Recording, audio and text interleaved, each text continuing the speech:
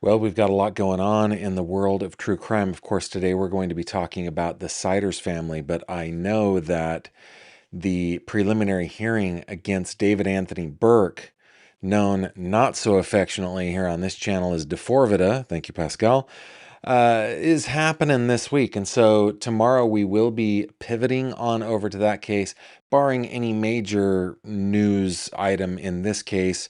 But I wanted to let you guys know that I am keenly aware of it. And in the true crime headline segment today, I decided not to totally get into it because we will dig deep into it tomorrow. So what are we doing today? Yeah, okay. We are continuing our deep dive into the Siders case. Something that just stuck in my craw yesterday, guys. Stuck in my craw was the article that we read about Ohio marriage laws and allowing children to marry adults. To this day, there is a loophole in the Ohio law. And it is infuriating to me to know that while Elizabeth Siders and G2 went across the border to West Virginia, I don't think it was out of necessity that they did that. I think they could have gotten married in the state of Ohio. I just think it was probably convenient because Ohio has let all the way up until 2019, something like that, girls as young as 10 years old to wed adults. So that one is stuck in my craw for sure. I want to talk about that.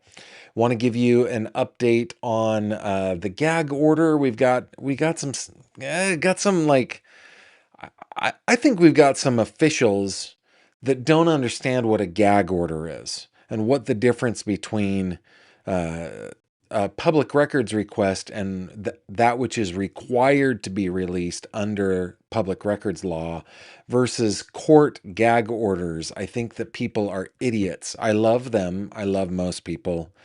And I recognize people wanting to be, I guess, safe. But we're going to talk about the gag order. We're going to look at yesterday. You guys pointed out that there was a indication that G2, Gary Siders, number 2, the younger, uh, officially, there's an indication that it was when he was arrested either under the influence of or using drugs or alcohol. I had been called out on that before, saying, hey, his toxicology is back and no drugs or alcohol. And I thought, toxicology? What are you talking about? It takes weeks to get toxicology back, sometimes months to get toxicology back.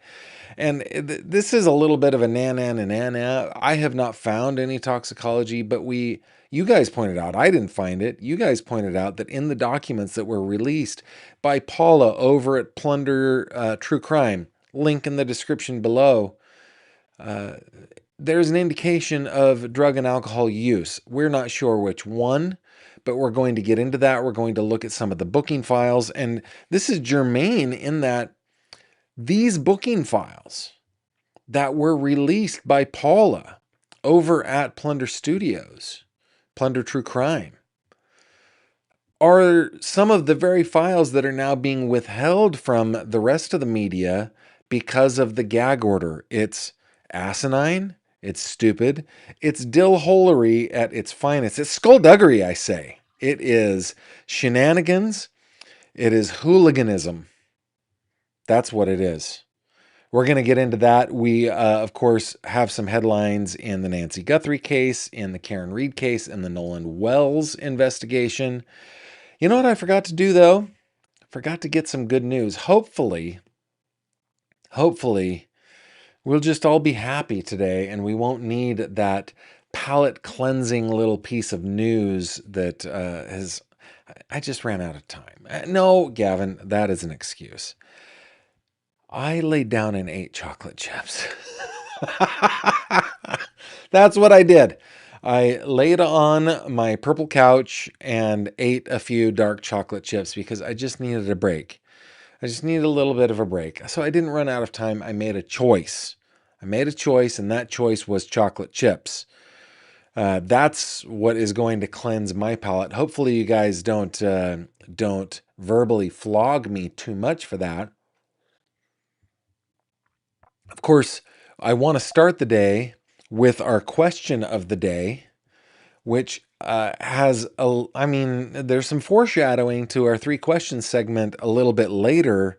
The question of the day, wrong button, Gavin. Come on. What's going on? There we go. Is what's one happy accident that you are grateful for?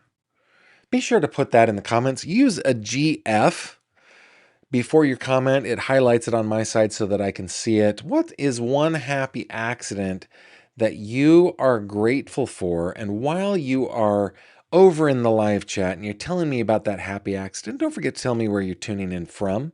Or let's recraft that sentence, Javi, shall we? Please don't forget to tell me from where you are. Ah, no, I almost pulled a Paul McCartney there. From where you are. Tell me the destination from which you are tuning in. How's that? Yeah, I can understand why Sir Paul wrote that stupid line. And in this ever-loving world in which we live in. I get it now. Anyway, question of the day. What's one happy accident you are grateful for? Dangled the participle there, or the preposition. Dangled the preposition there. It's okay. It's fine. That and all the stuff we talked about is what we're going to get into. Roll it, Javi.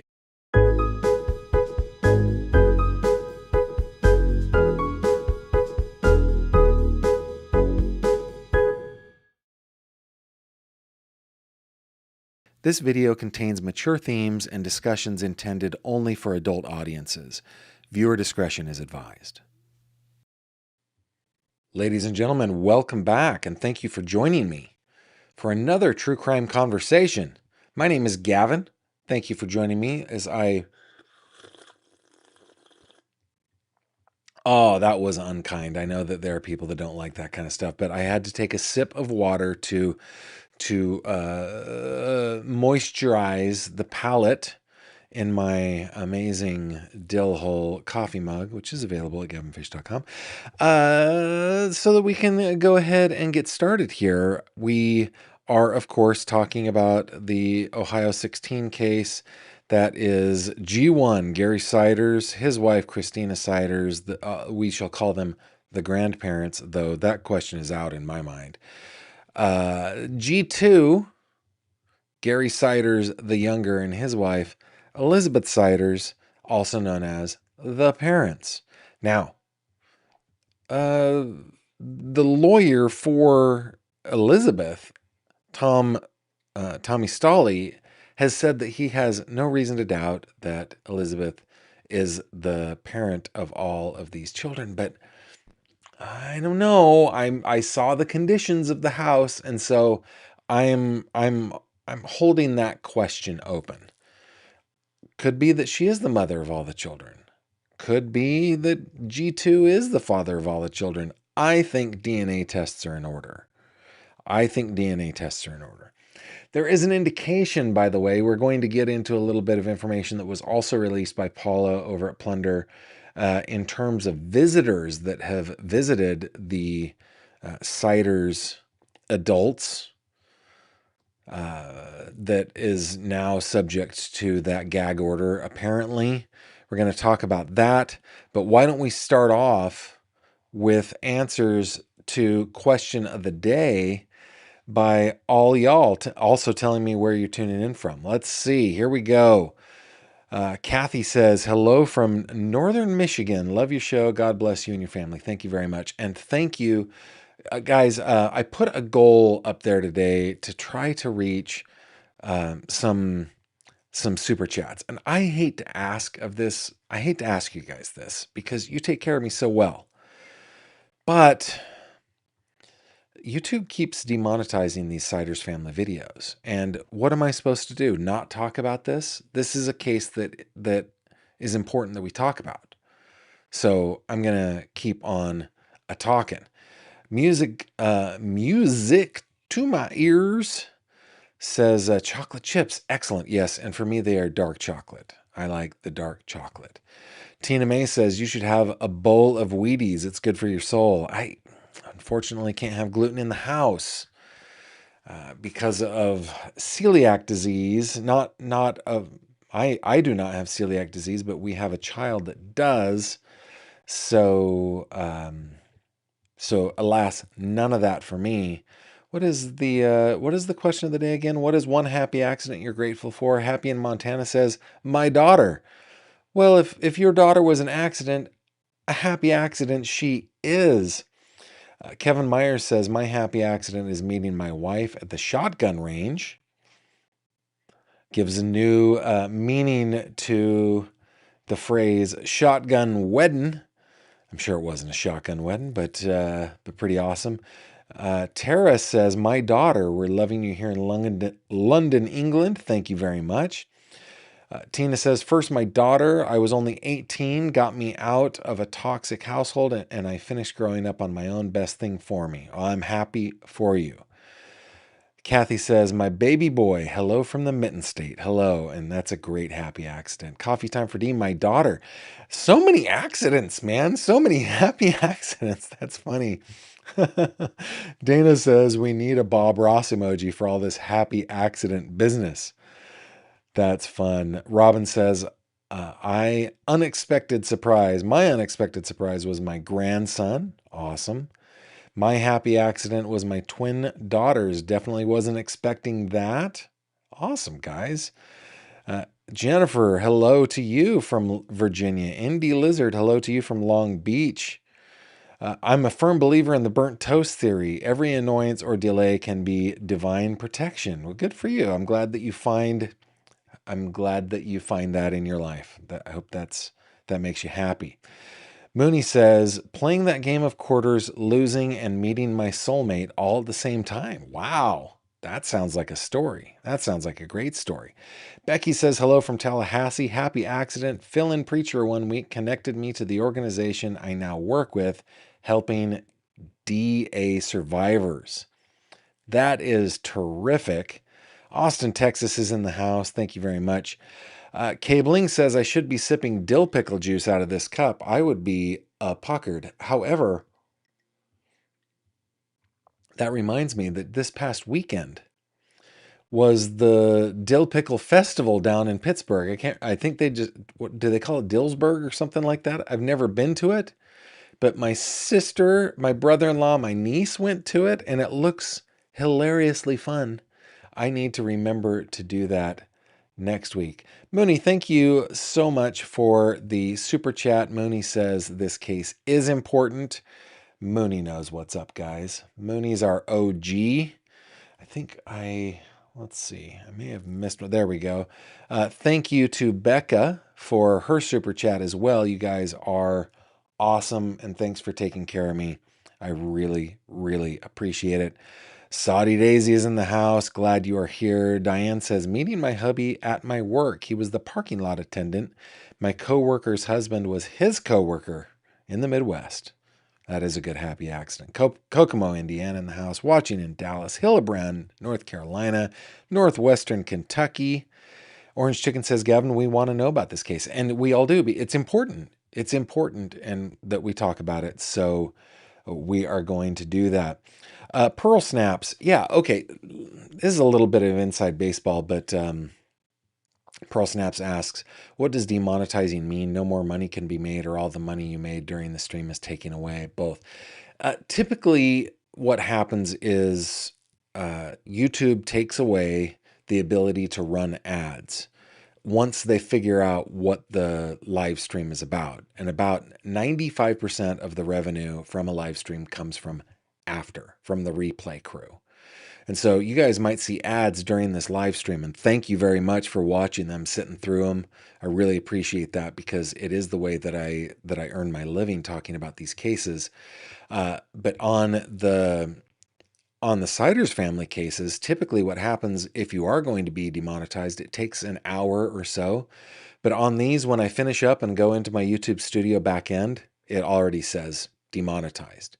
So I get a few bucks, and from the stuff that happens during the stream, and then it does not allow any more revenue to be made through advertising afterwards. And as I'm a channel that doesn't have sponsors, I wouldn't do the advertising if I had sponsors, right? I'm not trying to make an unlimited amount of money here. I've got a living that I need to earn, and beyond that is just I don't need it, right?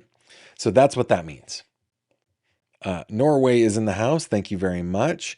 Becky Johnson, how could she not be the mother if her name is on the birth certificates? Do you think the daughter gave birth and falsified the name on the certificate? So you are right that her name is on the birth certificates that were reviewed by the Columbus Dispatch, and that all of them were born in the hospital. I understand. I have not seen everything, so I don't know. I don't think that there's any falsification happening here. By hospitals or anything like that. I just wonder. I want those DNA tests to confirm. And I have not seen the birth certificates myself. I have seen reports from the Columbus Dispatch, who so far have been good reporters as far as I'm concerned, as far as I can tell.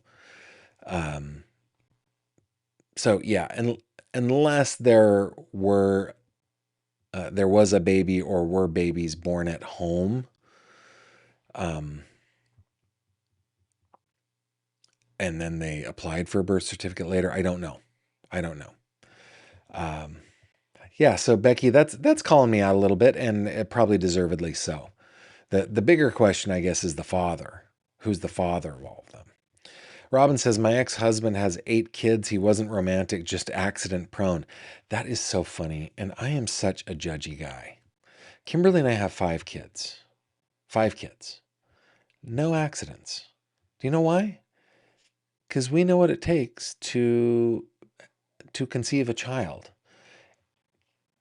So I probably shouldn't be that judgy, because it does happen. People lose control. There's songs about it. Eric Carmen made a living on it, right? So I probably shouldn't be so judgy. I don't get it. But okay. Montana Sunshine says, a car accident at 17 that ended up with burns turned my life around. Oh, wow. I bet there's a story behind that. Kathy Lou says, you can talk, but you need to watch certain words. When I listen and I hear them, I cringe thinking, well, there goes the money. YouTube has become an AI idiot. Yeah, I try to be very careful. But YouTube has told us specifically words like murder are okay. What isn't okay are things like DP, CA, SA, things like that. The R word, I don't even say anything close to that. So, yeah. Eastern Iowa in the house. Suffolk, Virginia. I guess my happy accident is meeting my professor, mentor, attorney who told me to go to law school and help the elderly. That is awesome. Awesome, awesome, awesome. Kevin says, we also had a beer at our wedding reception called Shotgun Wedding. That's funny. Frida People says, the intake form says yes to alcohol, drug use, and then no to medical mental health issues. In my opinion, those should be an automatic yes. Jupiter Jamie says, is it the paternal parentage in question? For me, it is. The man was a walking accident. Judge away. I do when I'm feeling bored. That's terrific. Okay, guys. Do. Let's hide these. Let us get into the content of the hour. Let me bring it up on my other screen. I actually want to start with the article that we actually read yesterday, because this article blows the mind.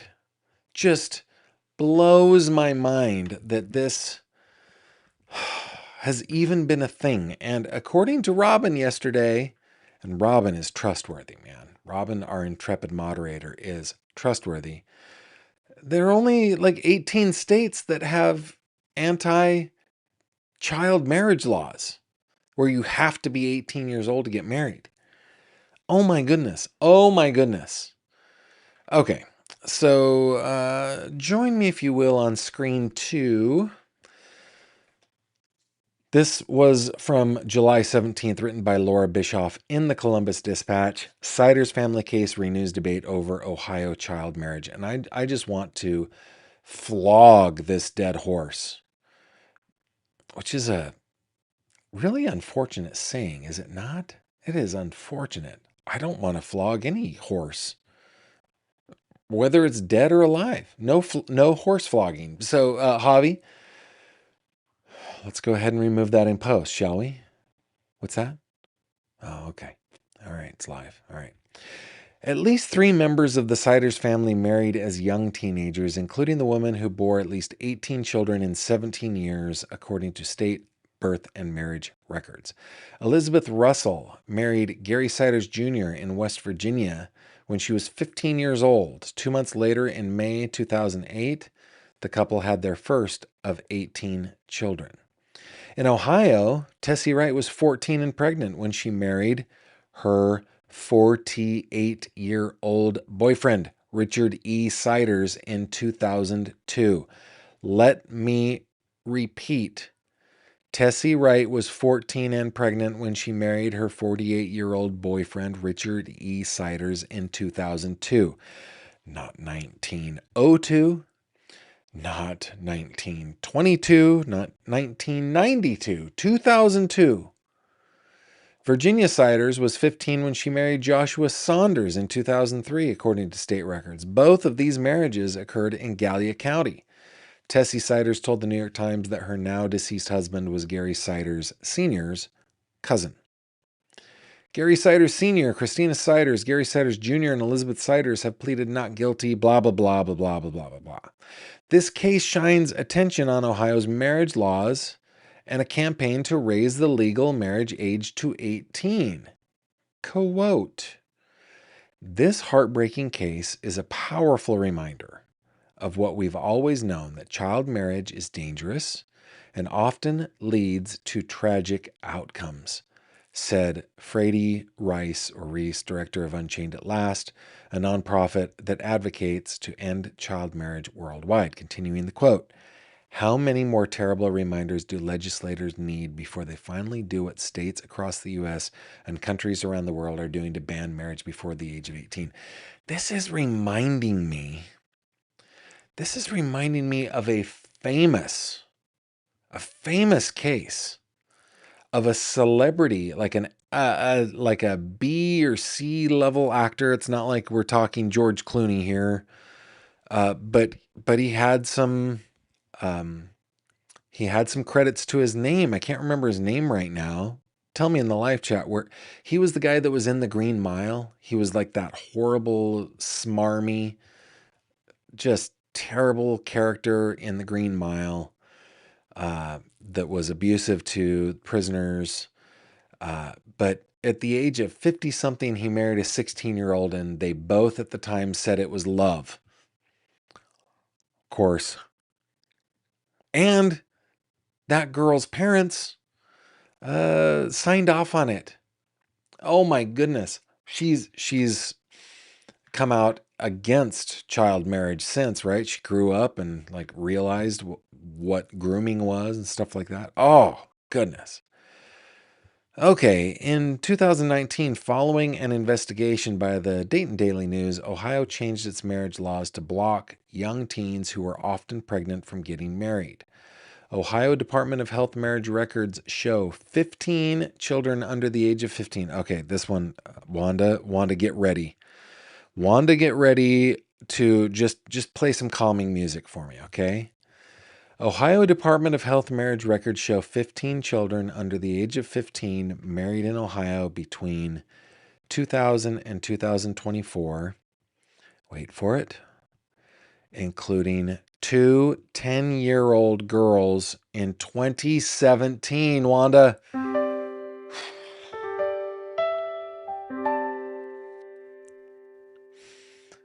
Thank you, Wanda. 15 children under the age of 15 married in Ohio between 2000 and 2024, including, Wanda, get ready, two 10-year-old girls in 2017. Wanda, help me out. Ah!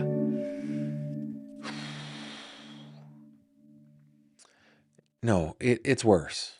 Since 2000, 2,541 children have married in Ohio, and 96% of them married adults. Okay, I would imagine those are 17-year-olds marrying, a lot of them would be 17-year-olds marrying 18-year-olds. But a lot of them would be 17-year-olds marrying 48-year-olds and 60-year-olds and 32-year-olds and stuff like that. It's gross. Many of them pregnant, I'm sure. Sure. Help me out with the roads, will you, Wanda? Wanda can play any instrument. And my favorite keyed instrument is the Fender Rhodes. So she has one in there that she can often play for me. Thank you, Wanda. Whew. And then, of course, earlier this year, State Senators Bill Blessing, Bill DeMora pushed a bill to eliminate a loophole. Oh, I missed a paragraph. In 2019, lawmakers set the minimum marriage age at 18, but included a loophole for 17-year-olds to marry under certain conditions. Earlier this year, State Senators Bill Blessing, Republican, Bill DeMora, Democrat, pushed a bill to eliminate the loophole. The legislation stalled after some Republican senators quietly opposed it. Despite this, Blessing is convinced his bill will pass the legislature by December.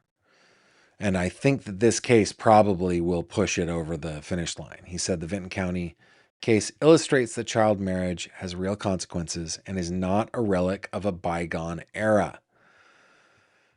I'm sorry to harp on this 2 days in a row, but it is just, to me, it's beyond the pale. Okay? It's beyond the pale. If somebody is going to enter into a life, and hey, I know that there are people out there that are happily married, having been married as teenagers. I know that they exist. I just think in today's world, that era needs to be bygone. It needs to be gone. We should have adults marrying adults and entering and hopefully happily with like not only like happy little wedding bells and streamers and rice being thrown, whatever I don't know the thing is to do these days, but also respectful and loving partnerships that go on forever. That's what I want. But let's start with adults, shall we? Let's start with adults. And the Siders family, they are the poster children, apparently, for this kind of behavior. And it just kills me. Okay, moving on. Let's talk about the gag order.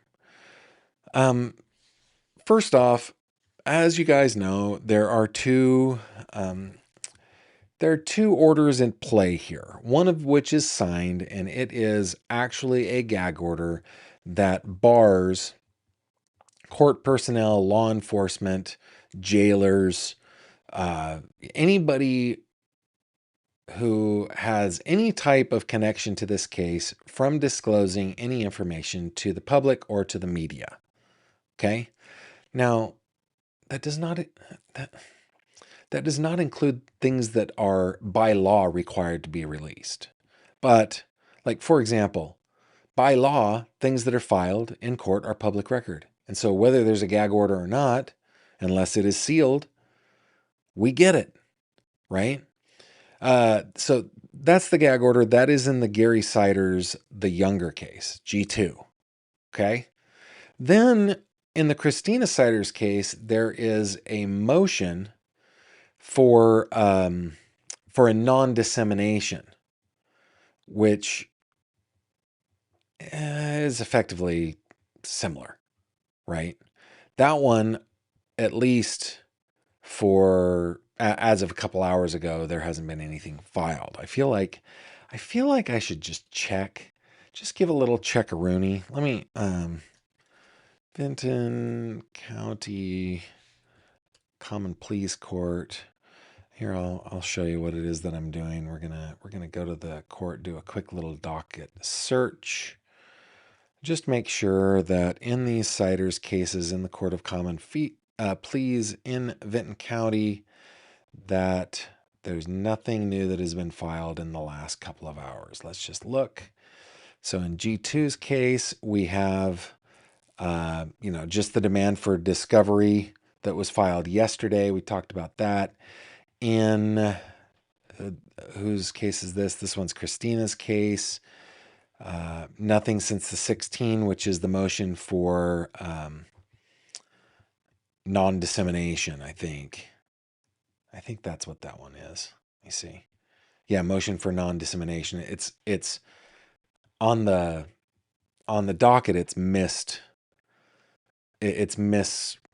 It's a motion for dissemination order, but what it actually is a non-dissemination order. Okay. And then over on Elizabeth Sider's case, looks like we haven't gotten anything since the 13th. And on Gary Sider's senior's case, we haven't seen anything since the 13th. So we're safe there. Okay.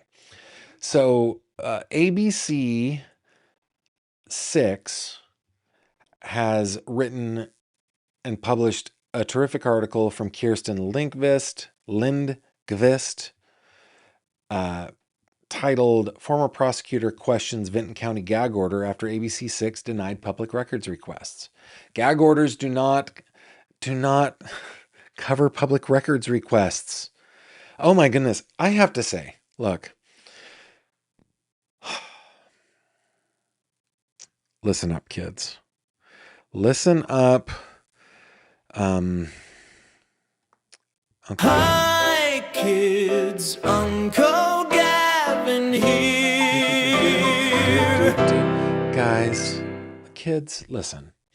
If you work for some municipality, a city, a town, a village, a township, a county, you should have a trained public records officer. Okay? Trained. Not you should know the difference between what is covered by a non-dissemination order or a gag order and what is a lawful public record. They are often two different things. In fact, typically speaking, courts courts typically are not subject to public records requests. They are two separate things. It's like church and state. They have their own laws and rules and regulations about them. And everywhere else, unless there is a specific order from a court to not allow public records, which would go straight to the Supreme Court. It would be appealed so quickly. You gotta allow public records requests. Now, Paula Mooney over at Plundered True Crime has done terrific work. Not only did she get the public records, she shared them. And I applaud her. And let's get back to what ABC 6 says. Okay. Dateline is Vinton County. A gag order issued in the Vinton County child endangerment case involving 4 members of the Siders family is now raising questions about public access to records after ABC 6 on your side was denied documents while investigating the case. Hopefully ABC 6 is appealing these, but it takes forever. So thank you, Paula, for what you've done. The order signed by a Vinton County judge prohibits attorneys involved in the case, court staff, and public officials from publicly commenting on the case or disseminating information related to it. It specifically cites comments made by Vinton County Sheriff Ryan Kane and Ohio Attorney General Andy Wilson during news conferences following the arrests. ABC 6, Javi, help me out on this one. ABC 6 on your side has submitted more than a dozen public records requests related to the family, government agencies that interacted with them, and the property where they lived. Among those requests was a request for intake video. That video, by the way, here, let's play that video. Do I not have that video up? Gavin, hold on. Let me pull up my video. I may have accidentally turned it off. Sorry about that. Let me...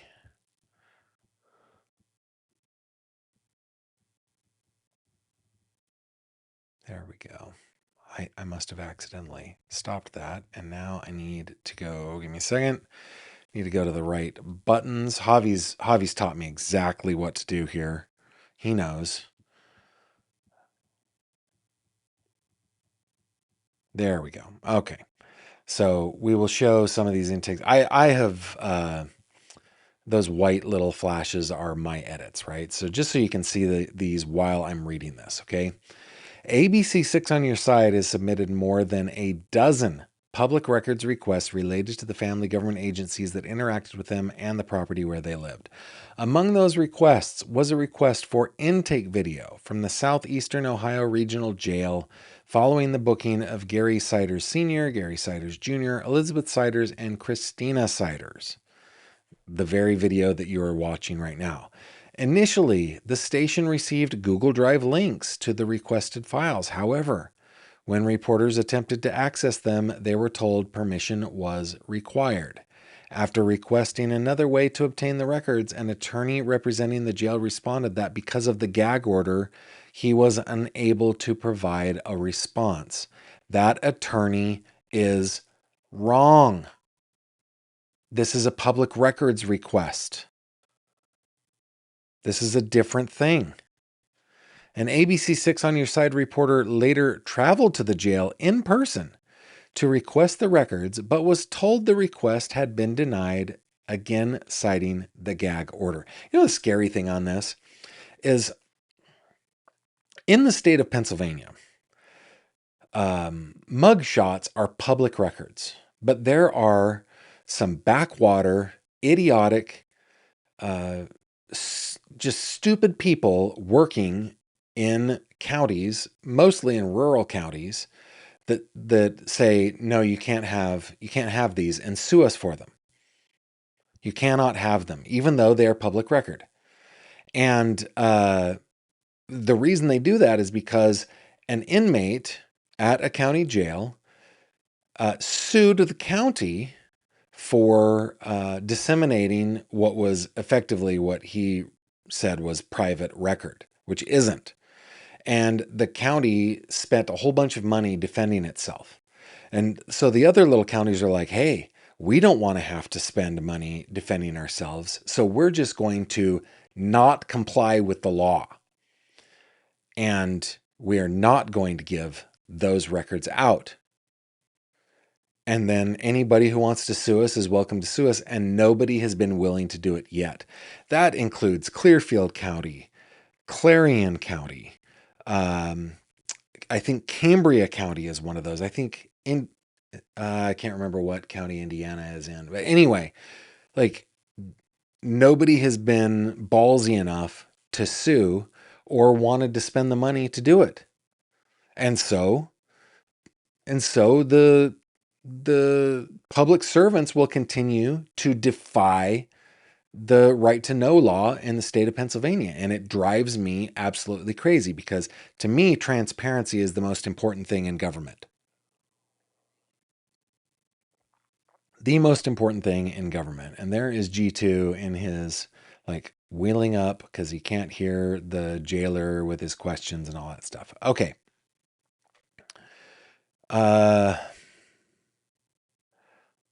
Let's see. Following the visit, the station received emails stating the request could not be fulfilled. When reporters tried to access the previously provided Google Drive links on a mobile device, an error message indicated the files could not be found and may have been deleted by the owner.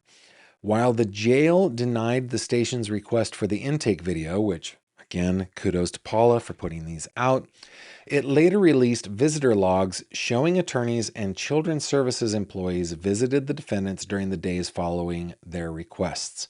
The jail has not explained why some records were released while others were withheld under the same gag order. I will tell you why they have not explained that, because there's no reasonable explanation. And Paula she didn't release the actual document, but here's what Paula said. She said there were no phone calls or video visits from July 1st to July 8th. The inmates had the following visitors from July 1st to July 8th on file. On July 1st, and I do not understand this, but Tisha and Missy Robson went to visit Elizabeth and Gary Siders Jr. Tisha and Missy are from Children's Services. Gary and Elizabeth were represented by counsel. Why were they visiting? I do not know. Also on the 1st, Elizabeth Siders' attorney, Tommy Stolley, visited. On the 7th, Heather Coy, an attorney for Gary Siders Jr., visited. Also on the 7th, Kay Roberts, an attorney, visited Christina Siders.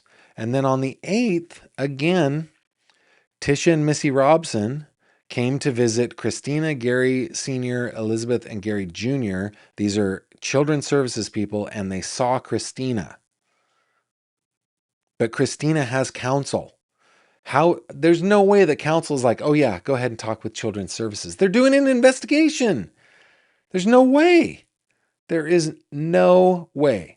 So that is the information that Paula shared in terms of visitors. Now let's go back to this article, okay? Former Franklin County Prosecutor Ron O'Brien, who served from 1997 through 2021 and is not involved in the Siders case, said courts have an obligation to protect a defendant's right to a fair trial, but he believes judges also must consider the public's right to access information. There are just a lot of problems with a gag order without notice, without a hearing, and that's overbroad, O'Brien said. O'Brien said courts have several tools available to protect an impartial jury before issuing a broad gag order, which they do. That is what voir dire is. And all of us, it seems like people in the court, in the justice system, in the courthouse, and those of us who follow true crime, we live in this bubble, man, where we think that everybody knows about this case. And I'm telling you, like very few people, even in Vinton County with its 16,000 people, very few people are actually following this case. It's only us, the aficionados, the fans, like the enthusiasts, and the people who work in law enforcement and the prosecution and defense industry, right? That's it. So there are tools available, levers that you can pull, buttons that you can push, toggles that you can switch to find an impartial jury. Okay. Continuing the article, those options include moving the trial to another county. Yeah, it's not that big of a deal. Conducting a thorough jury selection process, voir dire, which is what I just said, or limiting restrictions to people directly involved in the case, such as prosecutors, defense attorneys, investigators, and law enforcement officials. That easy. I think between the sheriff, BCI, and both sides, what is BCI? What is BCI in Ohio? Something, let me look it up. Ohio, BCI, I'm sure that I'm like Bureau of Criminal Investigation. Okay, so I think between the sheriff, Bureau of Criminal Investigation, and both sides, the prosecutor and defense function, if by agreement they don't talk about the case, that's more than sufficient to address the concerns, O'Brien said. This is a former prosecutor, right? He also questioned whether the court followed the legal process required to issue the order. I didn't see a hearing. Yeah, okay, let's continue with Mr. O'Brien. Quote, you have to present evidence, and the court has to make some very specific findings that justify it. And none of that was done in this case, O'Brien said. Well, it appears on the face of the order that the rules weren't followed in issuing the gag order, and if they're concerned about public statements, I've not seen or heard public statements that any side should have a concern about since the day of the arrest. Good on Mr. O'Brien. Okay, the four defendants, blah, blah, blah. Yeah, we know about this. Multiple lawsuits have since been filed challenging the gag order, arguing it improperly limits the public's right to access information about the case.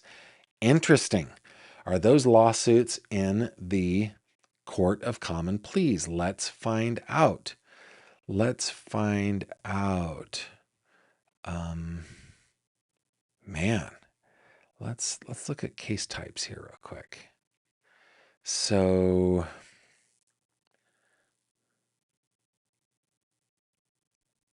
hmm.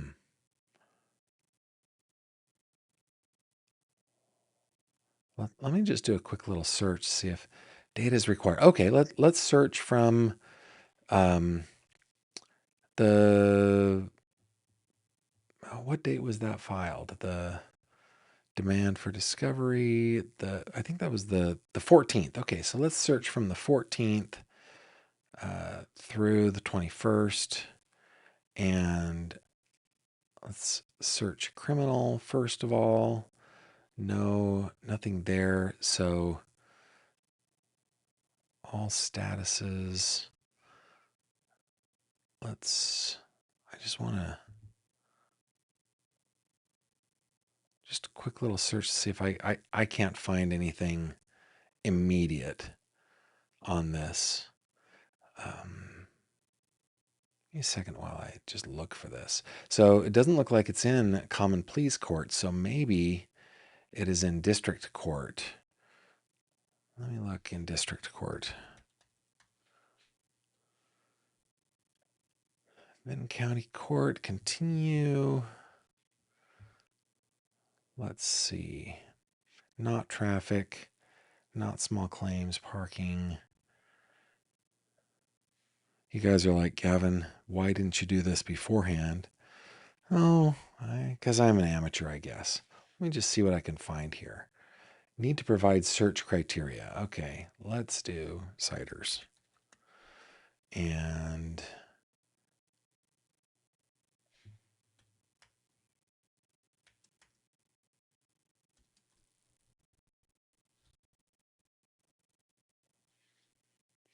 okay. Nope, all I'm seeing in there is the public indecency ones. But let's check civil as well. Yeah, I'm not seeing it there either. Okay, so I'll have to do some searching on that. Okay, the criminal case. Actually, let me just do one more search, and let's do Vinton County. See if there's anything there. Vinton County commissioners, local schools. Let me do a date, file date, July 14. Let's start there. 2026.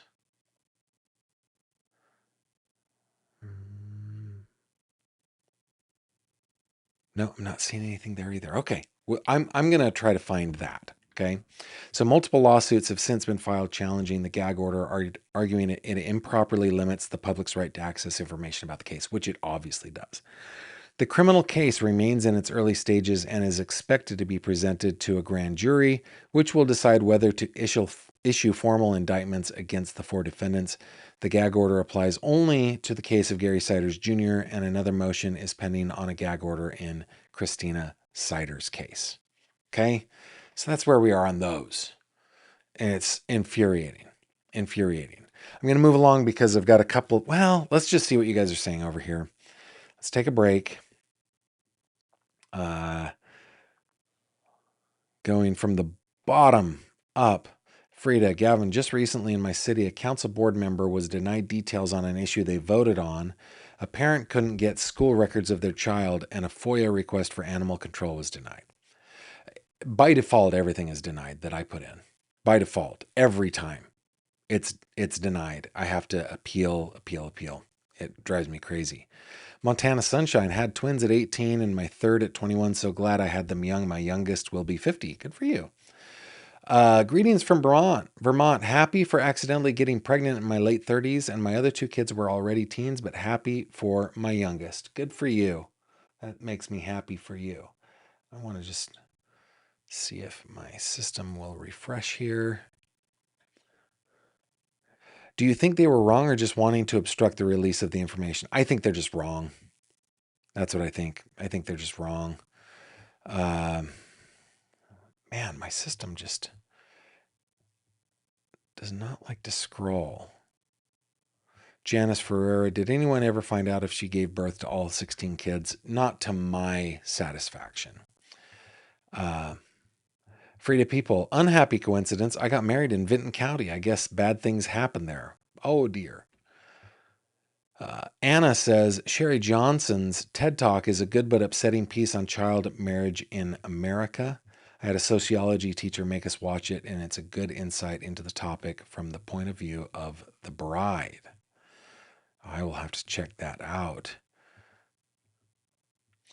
Gavin, are some of those religious exemptions like a group that agrees that old guys can marry children? Oh, I don't know what the exemptions are. I had to check into that.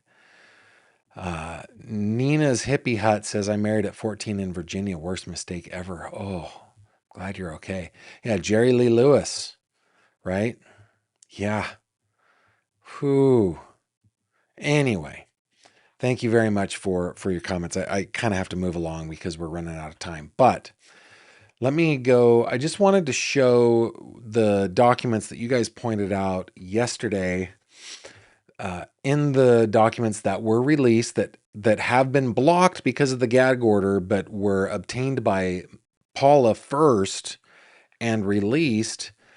This is Gary Siders G2, Gary Siders Jr.'s intake form, his Southeastern Ohio Regional Jail intake form. And I yada yada'd this, but this is an important document. Of course, it shows the endangerment charge times 17, which was revised to 16 felonies, and then the 4 public indecencies, which were misdemeanors. We did learn that it through these documents that it was indeed the warrant for his arrest on the misdemeanor charges that led police to the house. Okay, bond amount is $100,000. County court is Vinton County Common Pleas. Warrant check, yes. CCH check, yes. What is a CCH? Let me look that up.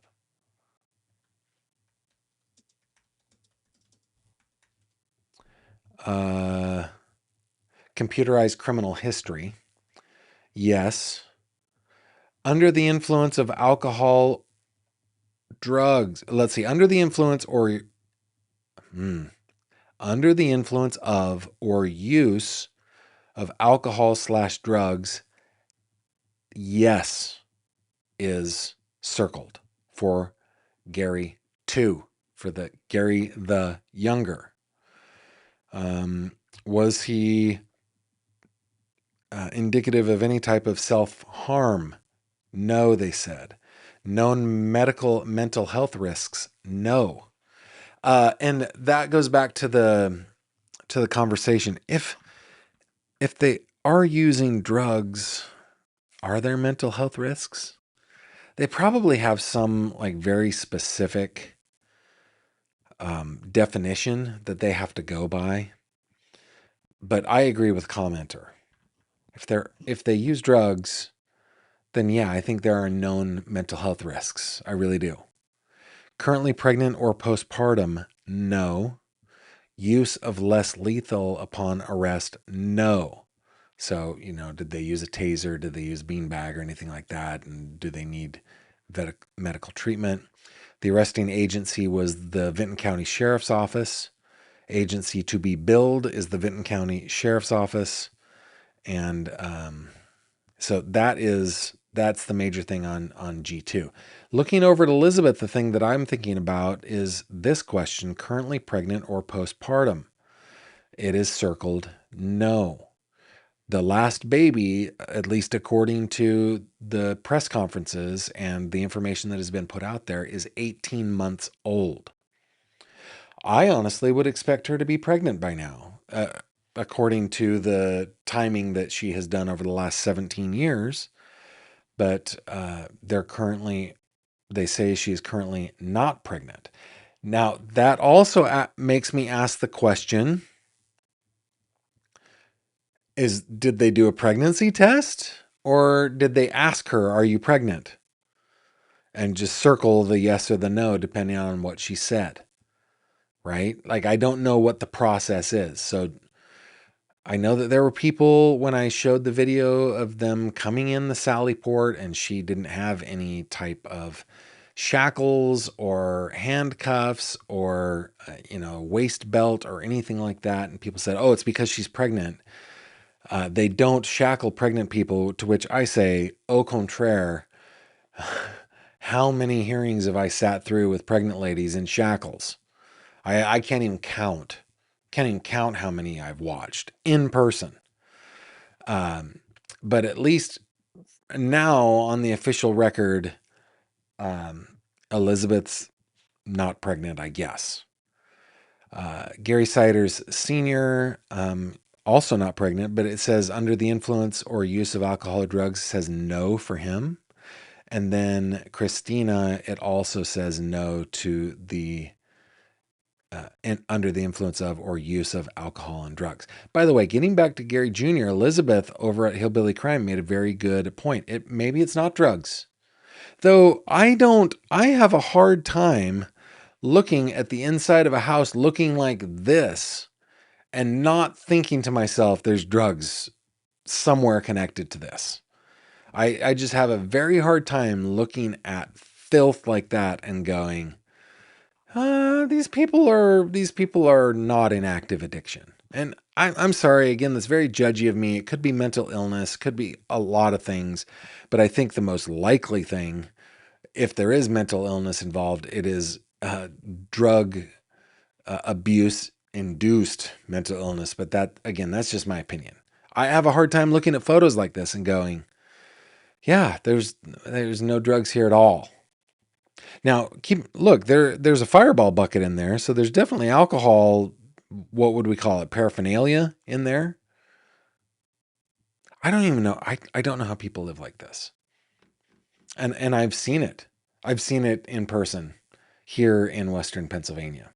Elizabeth and I talk about that pretty frequently. By the way, Elizabeth will be my guest on Friday for our weekly wrap up. Also, forgot to tell you guys, tomorrow is our members only live stream.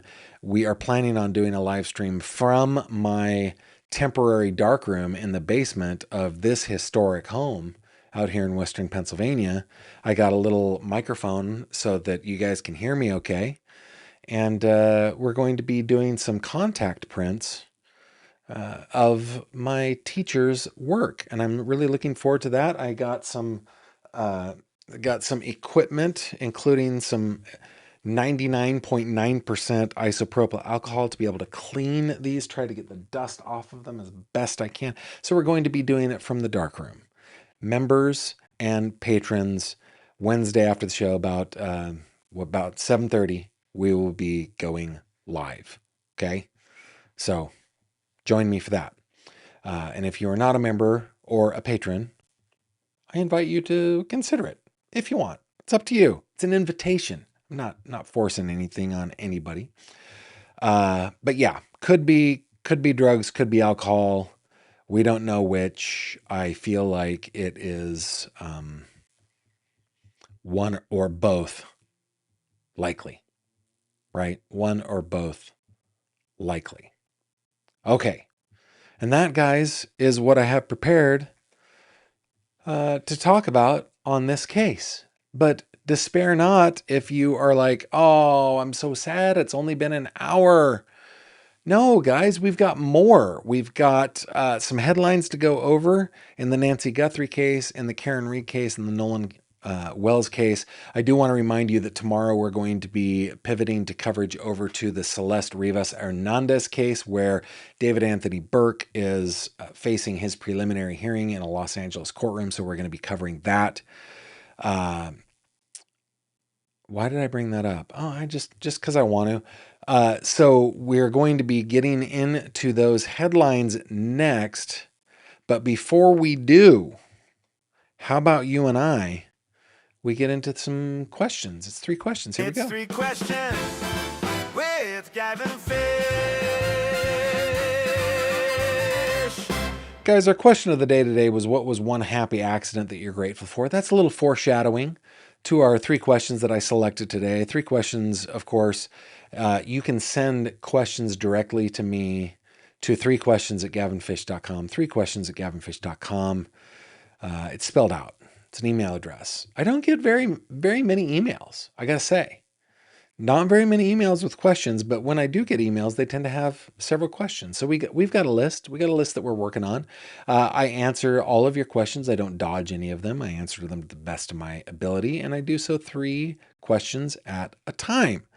All right. So question number 1: how do you address and overcome fears or anxieties related to personal change? Okay, that's a bit of a loaded question. By the way, I love questions where you guys can answer them. So maybe you can help each other in the live chat here. But here's my answer: I have no fears or anxieties related to personal change. I love change. Change and me, we're like peas and carrots. I try to grow on the daily. I try to be a better person each day than I was the day before. I am only successful at that occasionally. Um, Personal change, personal circumstance. The biggest personal change I've ever had in my life was probably number one, my wedded bliss to my snuggly, my sweetie pie, my one and only, my snuggly bear, Kimberly. That was a big life change. Obviously, big life changes when we had children. Big life change when our children started growing up and moving out, stuff like that. But personal changes, maybe the biggest is the marriage, the kids, and then like moves. We've done lots of moves in our lives. I love them all. I look forward to the next one. So I don't have any fears or anxieties related to personal change. My fears and anxieties have mostly to do with danger to the people that I love. Those are my fears and anxieties. How do I overcome them? I just one, I have a very good life partner in my spouse. And the times when fear is overwhelming to me, it is not to her, and vice versa. We've got a very good partnership, for which I'm deeply grateful.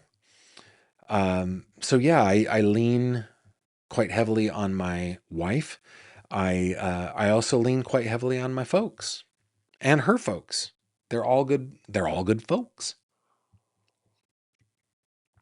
So for me, it's about the people that I surround myself with. Question number 2: do you believe in fate, and or do you believe in coincidences? Cindy, this is a deeply probative question. This is a good question. On its face, on the surface, it just looks like a kind of a simple question, but it is not. I believe in neither fate. No, I was constructing that sentence incorrectly. I do not believe in fate. I do not believe in like soulmates. I don't believe in fate. I am a firm believer in self destiny and free agency and free will, which includes moral agency, the right and the freedom to choose your path in life. And it is only you that is responsible for it. Do I believe in coincidences? Yeah. I am not the kind of person that says everything happens for a reason, because I don't believe it, and I never have. People close to me say things all the time. Nothing happens. There's nothing that happens that doesn't happen for a reason. And I say to them lovingly, because you are welcome to your opinion, especially if it gives you some sort of moral or ethical compass that you hold on to and it makes you happy. Then that makes me happy. But for me, it's hogwash. There are coincidences all around us, and there is no fate. That's my opinion. There is agency, and there are coincidences. Question number 3: have you ever sent an embarrassing text to the wrong person? Asks Dana. I am sorry to be such a boring guy about this stuff, guys. I don't get embarrassed. I am beyond embarrassment. No, nada me da vergüenza. No hay nada que me da vergüenza. Nada. There's nothing in this world that causes me embarrassment. I probably should have more shame. I do not. Now, there is one thing. I do fear public failure, but I'm not embarrassed by it. I just fear it. So no, I have never sent an embarrassing text to the wrong person. I've sent plenty of texts to the wrong person. Just none of them have been embarrassing.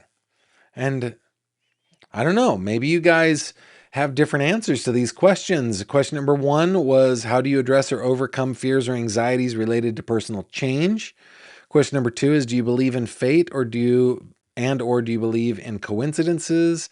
And question number 3, have you ever sent an embarrassing text to the wrong person? And I'm hoping to read some of your answers soon, but while you're typing those out, how about we dig into a couple true crime headlines? Here we go. True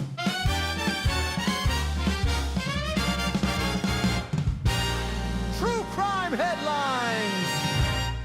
Hey guys, just a couple things that I want to share with you. This one from our buddy Mike Ruiz. Fox News, Fox Digital, Nancy Guthrie sheriff's FBI delay may have lost doorbell video, according to the FBI chief. Okay.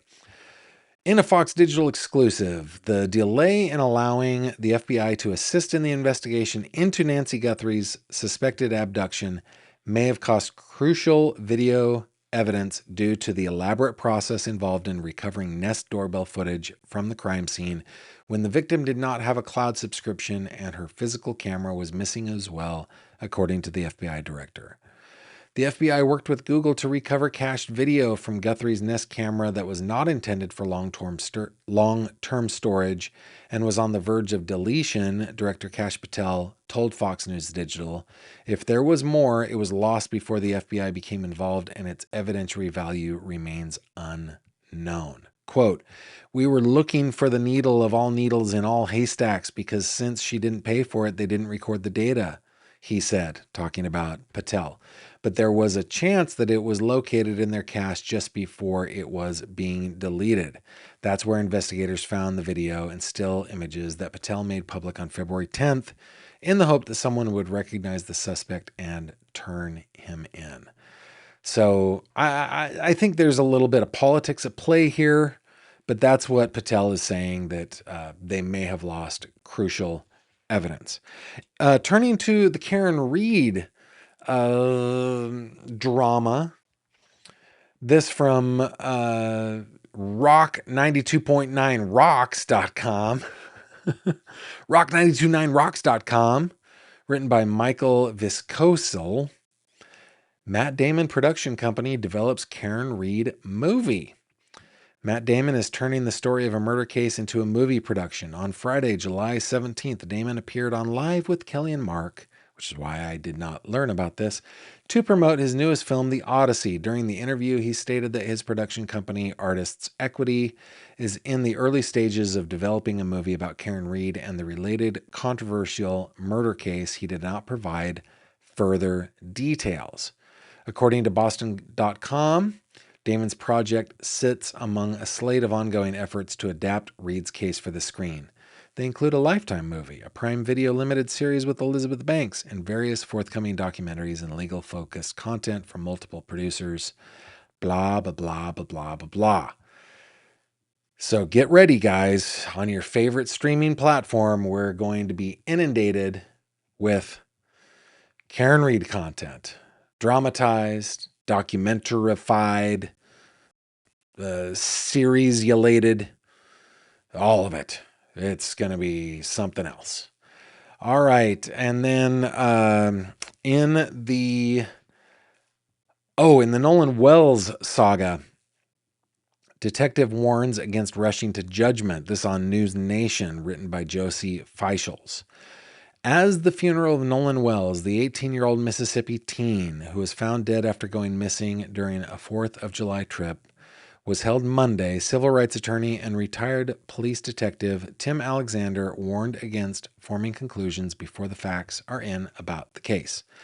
Yeah, we probably should try not to be conclusive in our thoughts when so much stuff is in the air. But okay, quote, confirmation bias is the quickest way to destroy an investigation, Alexander told News Nation's Leland Vittert on Balance. If you go in with an understanding of what is and what isn't before you do an investigation to the end, you've already ruined your investigation. I offer an exhibit, the Ellen Greenberg case, right? Speculation has swirled about Wells' death, which quickly gained national attention, including that of several prominent black figures and activists, including Tyler Perry, Reverend Al Sharpton, and former NFL quarterback Colin Kaepernick. Wells, who is black, was traveling with a group of friends, all of whom are white. The friends are reportedly cooperating with investigators. So yeah, let's not form our conclusions until we have all the evidence. And I think that is wisdom, and that is also headlines.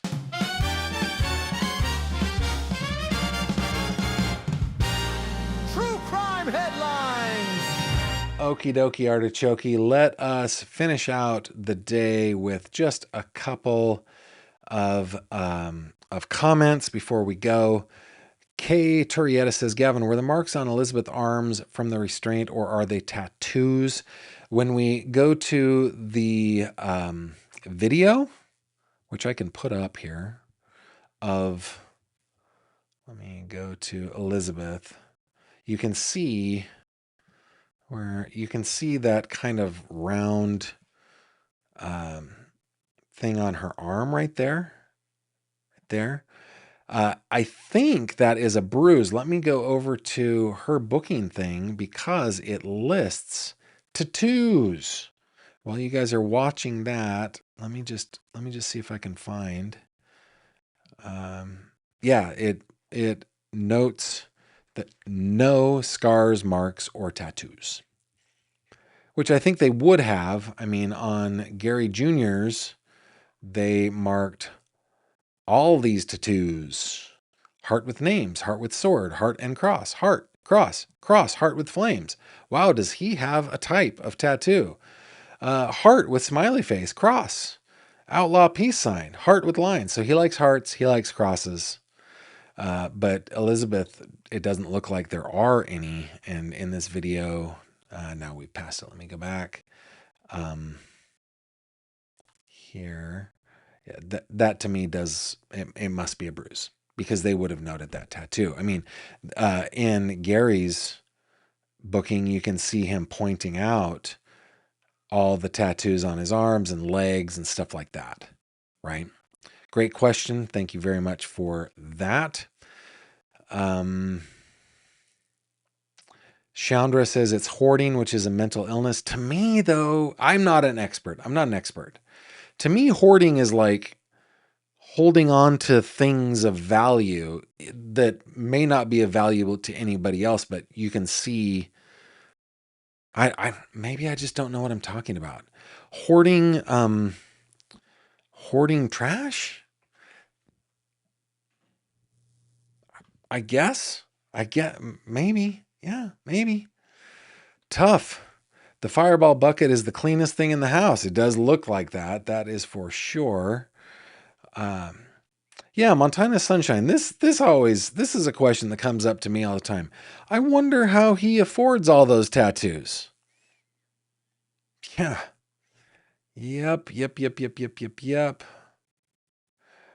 Mischievous Dragon. A woman in the Bronx, May 2026. A woman was forced to give birth in courtroom while shackled. Whoa. Holy cow. Kevin says, I go hunting, fishing, and pray to God for help and guidance for anxiety and personal changes I need to overcome. That's a good way of doing it. Good job. Kevin says, I would believe in both. Lumiere says, Dr. G Explains has done a jail intake body language video. I have not seen that yet, but thank you for pointing that out. Mischievous Dragon article says since 2009 it's against policy to shackle pregnant women, but the policy has been repeatedly violated. What article, Chivos? I'd love that. I, I see women in shackles all the time. Of course, every jurisdiction is different. Tina May says, my biggest fear is leaving my children early in life like my parents did. Lost dad at 27, mom at 36. And the only way I know how to try and overcome that is to do what I can to stay healthy. Good on you, Tina. I am the child of a father who lost his dad when he was 7.